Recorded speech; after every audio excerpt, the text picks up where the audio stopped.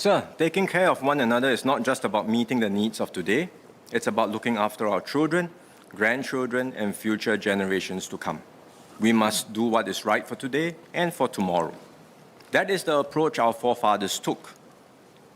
In the earlier decades, when our economy took off and grew rapidly, they did not just spend all their surpluses without any regard for the future.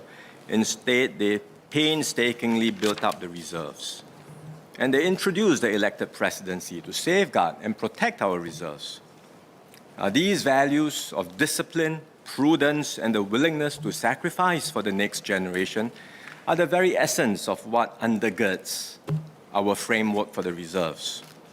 And looking after the future and looking after future generations does not mean that we are neglecting the current generation. Far from it.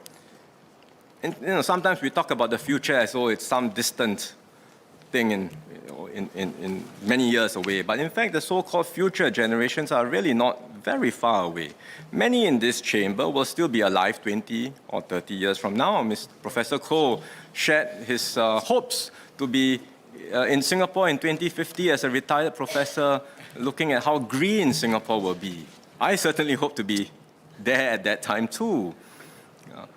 Our children will certainly be growing up in that time frame and will be directly impacted by what we do today. So the future is not something abstract, something that's not linked to us. It's us and our children. In any case, all of us today are currently benefiting from the reserves. Our reserves are our endowment fund and our rainy day fund. As our endowment fund, the returns from our reserves have enabled us to keep overall tax burden light, as I've shown just now. And out of every dollar we spend in our budget, 20 cents comes from the NIRC. It is our rainy day fund. And we saw both during the global financial crisis and over the past 3 years how our reserves helped us to weather crisis without having to incur debt that future generations will have to pay.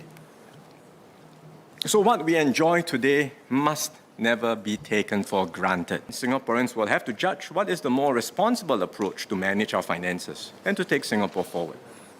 I say let's uphold the values of our forefathers and do what is right by past, present, and future generations of Singaporeans. Let's maintain a strong fiscal foundation so that Singapore can continue to prosper and thrive for many more years to come in this troubled world.